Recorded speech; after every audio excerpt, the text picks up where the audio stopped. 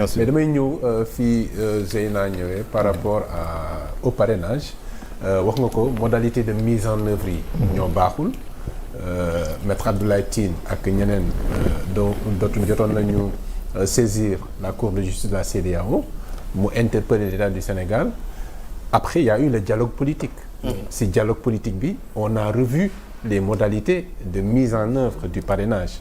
wàññi woon nañ li nga xam ne mooy pourcentage bi ñuy demander les candidats 0,8 0,6 et cetera mais là est-ce que donc war na mën a poser problème est-ce que war a yaakaar nga ni am na quelque chose encore à améliorer pour éviter toutes ces contestations là qui émanent de justement de la mise en œuvre du parrainage. waaw xam nga parrainage bi soo ko jëloon yóbbu ko sax taux bi nga indi ko 20 000 parrains. ça allait poser un problème. Je pense que Abdourahmane Diouf wax na ko il n'a pas tort ci benn côté parce que su ngeen xoolee loi Sénégal da daan wax ban période nga war a jote fichier électoral bi mais boobu fekk na période boobu noonu parrainage généralisé wuñ ko donc normalement début parrainage bi mu commencé rek dañu waroon a mettre à la disposition des candidats à la candidature le fichier. mais le code bi wax.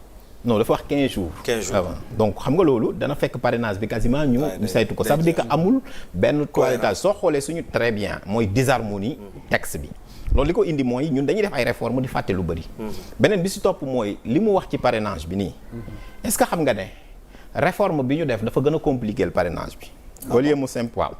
te pourtant ñu bëri dañoo jàppoon ne dafa simple. ma jox la exemple.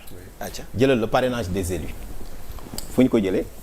amoon na fi certes mais xam nga France ce sont les élus ñoo lay parrainer 500 waaw parrainage des élus est-ce que xam ngeen ni mënoon nañoo indil jafe-jafe ba élection bii nii barki Demba Ndiaye gisul leen ñu ni leen dafa am candidat boo xamante ne bon man je suis attaché au principe la présomption d'innocence laa doon jàpp au début mais après donc dem na ba tribunal donc dama doon wax sax donc fraude présumée kenn ñëw indi 13 parrainage parrain yoo xamante ni nii donc ay député la wax xam nga am na ñu mën a imiter signature correctement waaw su ko indi woon def tur yooyu joxe ko conseil constitutionnel xool moom bosam jàll ñu ñëw ñu indil doublon Ousmane Sonko indil doublon Karim Wade indil doublon Khalifa Sall indil doublon Amadou Ba bon Amadou Ba sax élus territoriaux la def waaw mais ñett ñee c'est-à-dire ñee ñëpp doon dans l'opposition boole ci loolu ça pouvait nous valoir une crise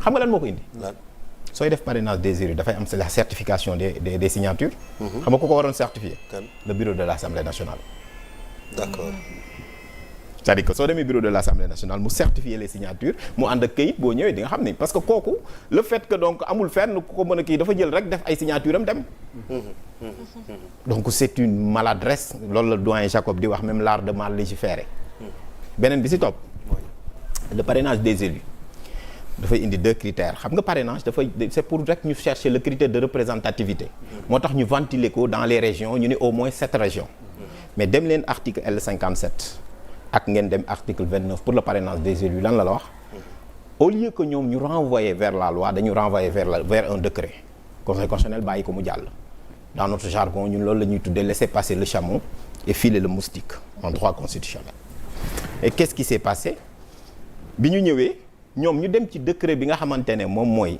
la partie réglementaire ñoom ñu ni parrainage des élus l'essentiel mooy ni ñu ko ventiler mën nga ko wut fépp ci Sénégal maanaam defuñu sax le critère géographique te loolu mën na indi un parrainage ethnique ou ethniciste pourquoi pas ou régionaliste te day violer article 4 bu constitution loolu aussi defuñu ko mu nekk deuxième mu ngi noonu beneen bi ci topp mooy en fait ñi nga xamante ne seen parrainage baaxul les doublons externes te ñoom yoruñu fichier électoral bi waroon na mën a am tey possibilité bu ñu ko régulariser boo xamante ni tey bu ñu demee conseil constitutionnel ci loolu la sukkandiku parce que dafa poser wu un problème de transparence te transparence dañ ko wax dès le préambule dañu ne la transparence dans la gestion des affaires publiques soo xoolee parrainage bii nii su ngeen xoolee li ko indi mooy Abdoul Mbaye le premier ministre moo koy nuyu donc l'ancien premier ministre Abdoul Mbaye en 1998 moom moo njëkk a contester la fiche de collecte de parrainage dañu ko jël rek mu dem Cour suprême ni leen fiche de collecte de parrainage bi répondrul aux dispositions de l'article L57 ñu ne ko lu tax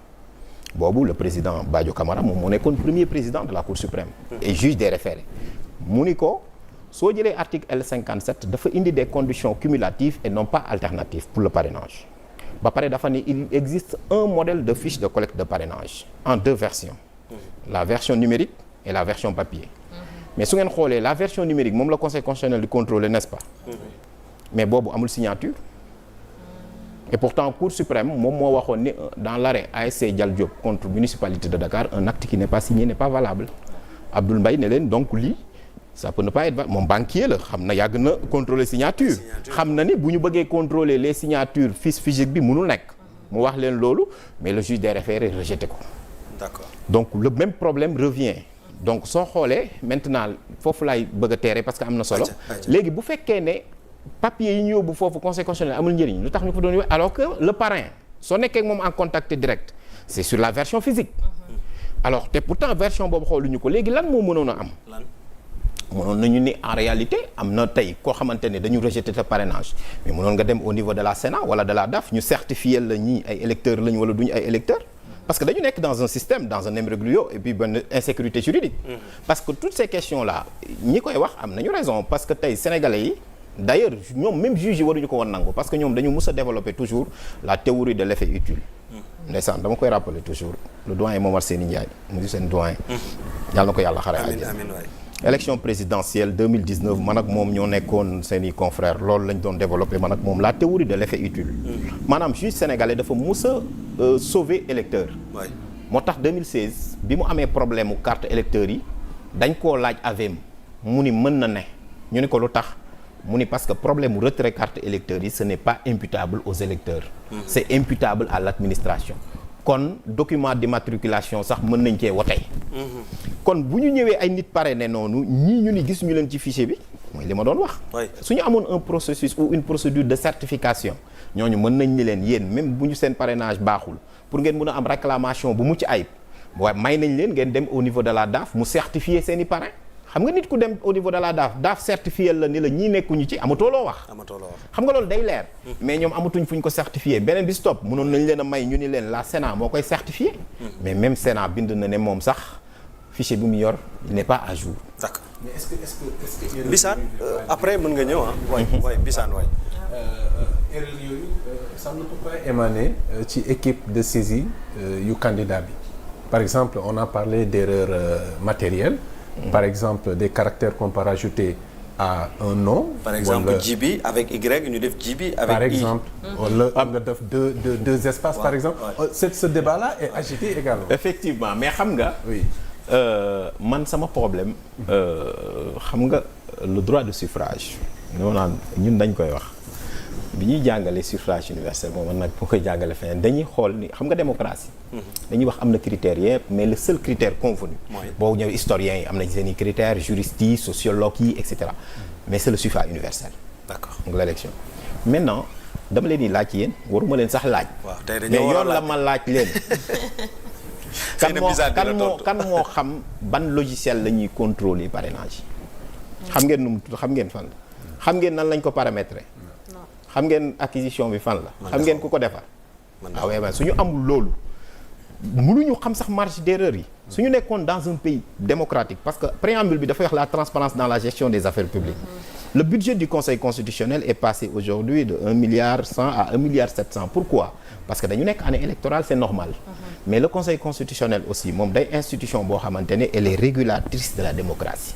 moom warul nangu sax donc un tel système di am te waxu ko déjà c'est bien man 2019 dama doon wax le Conseil constitutionnel sénégalais comme changé nañ parrainage mu indi étape dara dafa war di def communiqué. ci la commencé di def ay communiqué. c'est bien parce que sunu Conseil constitutionnel du def rapport par exemple France seen Conseil constitutionnel day def rapport ci la parrainage amee parce que ñoom dañ doon am ay candidats farfelus même ba Coluche nekkoon fa candidat après si le Conseil constitutionnel dans les années 70 74 defoon rapport ni leen il nous faut le parrainage mais ñun comme notre Conseil constitutionnel ne fait pas de rapport au moins moom war na ci période yi nii mu imaginer tey par exemple je vous donne dinaa ci ñëw sunu Conseil constitutionnel même su ngeen xoolee ni muy contrôler dafa am problème au-delà des signatures même dinaa ci ñëw après la question par exemple des déclarations d'honneur n'est-ce pas en règle avec le fisc la nationalité tout ça il ne peut pas faire de contrôle lu tax xam nga la moo tax parce que moom du tijji des passerelles avec les services administratifs concernés tey par exemple bu tijji woon des passerelles avec la DAF ne ko kat ñii par exemple ils n'ont pas pu être identifiés est-ce que ñoom mun nañu dem fële ñu certifier leen su ko defee ñooñu suñu leen certifier dinañu mën a parce que un candidat bu la ni man candidat la mais dañ ma ni man nekkuma ci fichier bi. Ça pose problème.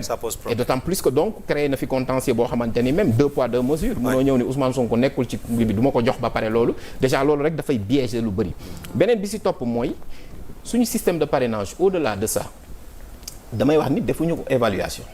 dañu tëb rek def réforme parce que suñu defoon évaluation du ñu ñëw ne un électeur ne peut parrainer qu'un seul candidat. moo tax ñun contribution citoyenne yi ñu defoon. dañu ne woon parrainage bi nañ ko def parrainage électronique.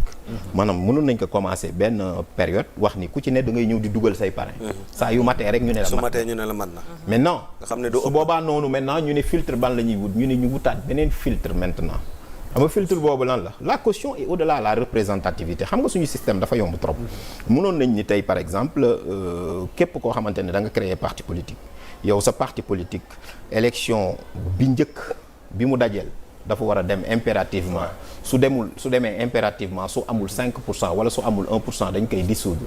ba pare ñu ni aussi donc voilà parrainage aussi donc dañuy teg la caution soo amul parrainage ñàkk nga caution bi wala nga ñàkk nga 75% caution bi. yooyu c'est des modalités yu ñu waroon mën a teg. beneen bi si topp nag dama jàpp ne aussi waxtaan bi dañu ko deful comme li nga wax c'est-à-dire que bi ñuy def dialogue les gens étaient divisés parce que l'opposition significative n'est pas partie. et que donc nguur gi aussi woote woon na. loolu aussi donc moo doon processus bi li ñu ma laajoon sànq c'est-à-dire que tey jii nii moom laay wax l'identité constitutionnelle repose sur une démocratie de consensus dañu mus a dialoguer pour dem de l'avant mais dañuy dialoguer alors que nous faisons du sur place. d'accord Mbissane ñëwal su fekkente ne am nga question en attendant man tamit am naa leneen lu ma ko bëgg a laaj ci wàllu processus. ok moom yaakaar naa quoi yu mu souligner ci parrainage bi ñëpp constaté nañ ko. laaj nañu sax nañu ban logiciel la ñu utiliser. aussi souligner ay difficultés yu bëri nga xam ne ni les candidats confrontés nañ ci. mais man question bu ma koy poser mooy est-ce que tey exactement la ñu war a poser ces questions là sur la table. parce que ci ay début wax na Sénégal fu mu jaar ci wàllum politique. wax na tuuti diggante Abdou Diouf ak Abdoulaye Wade. wax na Abdou Diouf jàpp Abdoulaye Wade du benn yoon du ñaari yoon mais teewul bu waxtaan jotoon dañ doon toog daal di dépasser leur adversité daal di dem waxtaan. mais est-ce que tey à quelques jours quelques semaines de l'élection présidentielle la ñu war a poser yi débat sur la table est-ce que aussi parce que moom dafa ne le processus est biaisé d'accord mais la responsabilité de l'État est engagée mais est-ce que la responsabilité l'État rek moo ko moom. est-ce que du kujje gi tamit amu ci responsabilité parce que wax na ko dialogue am na mais am na ñi nga xam ne nii dañoo préférer toog bañ a dem. d'accord peut-être tamit loolu bokk na ci lu ñu mën a joxoñ baaraamu tuuma peut-être. professeur professeur. waaw xam nga bi may commencer loolu laa la doon wax sax dama ne responsabilité yi mën nañ ko situer n'est-ce pas de part et d'autre. mais xam nga Guy Carcassonne da doon wax le bonheur de l'opposition xam nga dama mës a def benn émission ak Papa Ngagne. ma ne ko Sénégal daf fi am ñetti bonheur. mu ni ma ne ko dafa am le bonheur de l'opposition. mu ni ma ne ko dañ def élection. opposition bi am une victoire n'est-ce pas électorale. wala même une victoire politique. parce que toutes les grandes villes moo ko gagné à l'exception de la ville de Pikine te foofu seen liste dafa yàqu woon. sinon da doon gagné ville yëpp.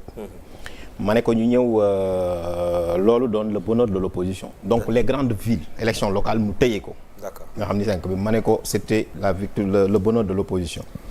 ma ne ko ñu toog tuuti ñu ñëw quelques jours après ñu gagné Coupe d'Afrique muy le bonheur national. l'opposition ak le président Macky Sall mel ni mburoog soow. ñuy waxtaan. Bougane Gueye Dany mi gisoon ko moom président Macky Sall ak Déthié Fall ñuy tooñante xam nga affaire bi rafet. muy le bonheur national. ñu dem oui mais même Ousmane Sonko ñëwoon na sax même bu ma kiiwul mais dafa